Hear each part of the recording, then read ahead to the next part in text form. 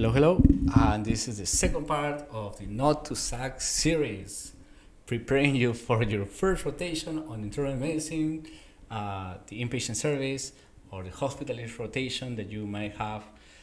So, the next part is observation versus inpatient status.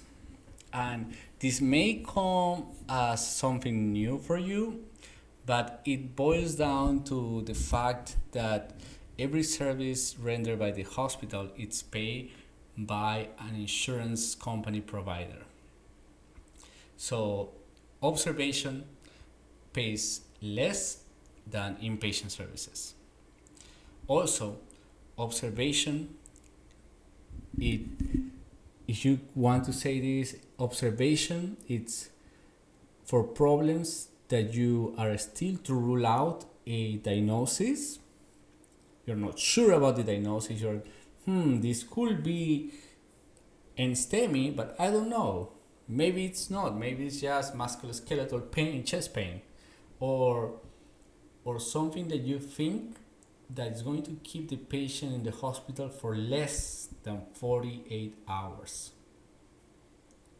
Or something that doesn't meet the inpatient criteria determined by some obscure guidelines that I have heard of, that I have never seen. It's called the Macmillan something guidelines.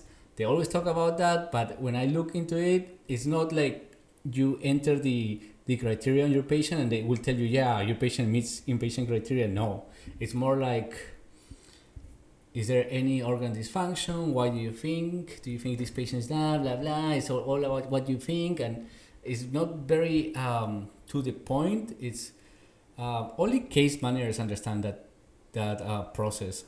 But if you think that the patient is going to stay in the hospital for less than 48 hours, if this is something that is still to rule out, then this is observation status. And also, acute appendicitis is always observation status. Always. No matter if it has leukocytosis, fever, and in theory looks like sepsis, acute appendicitis will always be paid as observation status because payers assume that this problem is going to be fixed after surgery, and surgery will happen likely the same day.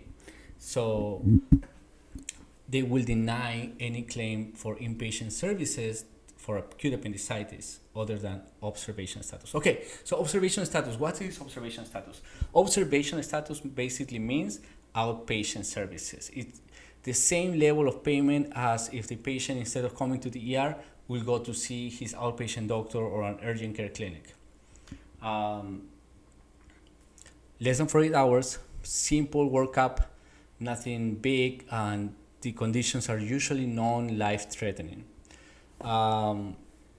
Inpatient means that the patient is going to take more than 48 hours to take care of the presenting problem. It's going to involve some workup that is more advanced, that may involve a specialist that is posing a risk to lose a limb or to life. So inpatient is more serious. Okay, so let's give you a couple of examples, okay, so you can start thinking about this. My biggest things for observation, I don't do much observation levels. I always try to see if this patient qualifies for inpatient based on good documentation. So observation, for example, chest pain. Let's look at two different chest pains. There is the 50-year-old patient that has a history of generalized anxiety disorder and comes to the hospital for chest pain. He says that he has diabetes and hypertension. So he tells the ear doc that I had chest pain for 3 days and it's intermittent, it's sharp-like, it doesn't radiate, when you touch my chest, It gets worse. I can feel it, and I never had something like this. And so the ear dog ordered troponin tests, and it's negative, less than 0.03.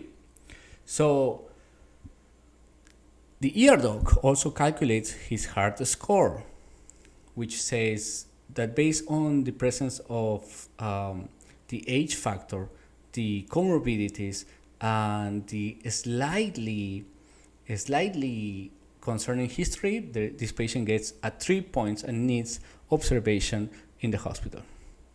So that is the ER physician's assessment. That's not your assessment. He is recommending at least observation with that. Now you come and you say, let's see. Okay, 3 points or 4 points on the heart score. We use the heart score a lot for any chest pain. It's something that is evaluated and is part of how hospitals are qualified. So you have to always use that score. So you come and you say, okay, 3 points on the heart score. The chest pain is atypical, and I don't think that this patient has an acute coronary syndrome. So what I'm going to do is, okay, I'm going to put him on observation. So you put the orders for level of treatment, observation status to rule out ACS. And then you order another troponin set and you say, the next troponin set is negative, his EKG is negative, the patient has obviously a chest pain that is musculoskeletal. I'm not going to keep this patient longer than the second troponin test is ready. So your second troponin test comes back negative and you put your discharge order. So this patient stay the extra hours in observation status and is ready for discharge. Why couldn't you just discharge him when you realized that the chest pain was atypical? Well, you could have told the ER physician, hey, his chest pain is atypical, I don't think he needs to be admitted. Well, usually that doesn't fly for ER docs because first, their business is to admit patients to the hospital. Always. They always have to look into admitting patients to the hospital to build a higher level on their notes.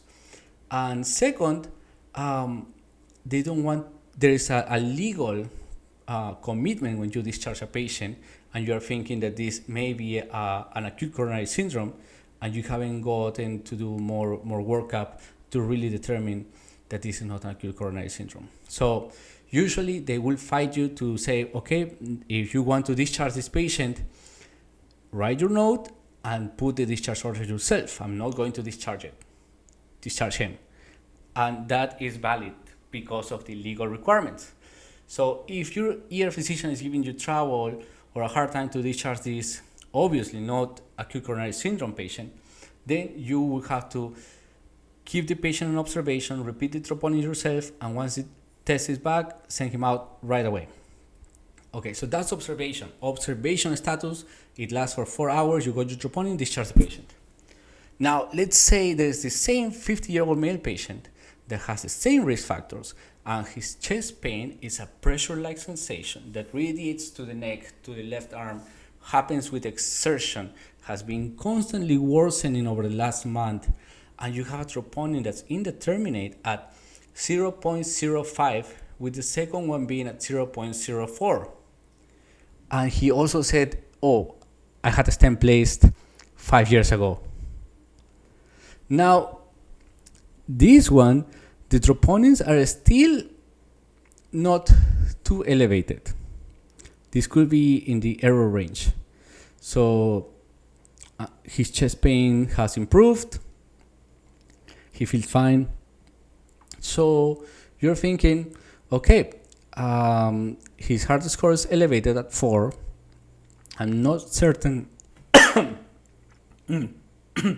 what to do about this chest pain. So I'm going to keep him on observation. Sorry. And keep trending troponins. Keep trending troponins to see if there is a big delta, a big change, and get an echocardiogram and maybe consult a cardiologist to see if they believe that this patient that hasn't had workup done in 5 years, hasn't taken any medications, and has a very concerning chest pain may need an angiogram assessment. So that patient, you put the observation orders because you're still ruling out NSTEMI. You're still ruling out unstable angina. Now, if you're certain that this is unstable angina, then it goes inpatient. But if you're still ruling out, then this patient is okay for observation. And the moment that the cardiologist or there's a troponin elevation that justifies the diagnosis, an acute diagnosis of NSTEMI, then you should change it to inpatient status. So different cases, one stays in the ER for 3 or 4 hours for you to discharge. The other one may stay 1 extra day for you to do a couple of more things to really determine if this is an NSTEMI or not, or an ACS or not. So hopefully you got it. The other example for this could be a patient that has nausea and dizziness, and the sodium level is 125, and he was taking hydrochlorothiazide for the last 7 days, just started. So hyponatremia with maybe some encephalopathy, you think that this patient will get back to normal with a couple of liters of sodium. He's not very symptomatic other than the dizziness. So you think that by the next day you should be able to send him home. That's an observation status. Appendicitis, always observation, never make him inpatient. Wait until the patient has his surgery and the surgeon finds something acute like a perforation or necrotic appendix that needs 5 days of IV antibiotics or a couple more days of observation to change to inpatient, because if you do inpatient from the beginning, that claim is going to be denied. And so acute appendicitis, always observation. Lastly, the decision to admit a patient to observation or to inpatient is not made on your clinical eye. It's made on facts. Yeah, some doctor would say, well, he looks like crap and I have to admit him to inpatient. That doesn't mean anything to the insurances. And at the end, the one that suffers for an error on your side for insurance coverage is the patient. Then we never admit patients to the hospital for social problems like family abandonment or patient not able to take care of himself. If you put those words on the admission problems or on any part of your HMP, then your claim will be denied, your attendant will be very pissed at you, and this patient won't go anywhere. We never say this patient is here for a social issue. We have to try to find what happened. Why did the family say we can no longer take care of him at home? Maybe his dementia got worse, and then you find out that he has a urinary tract infection, and that's why his dementia got worse. Or maybe he's going through pneumonia, or maybe the social issue is that he's not able to walk and no one has realized that he has a hip fracture. So try to find a reason to justify an admission. Social issues are never a reason for admission. You have to, if that's the only thing that you can write down, talk to your senior resident. Don't do it like that. Okay? Thank you.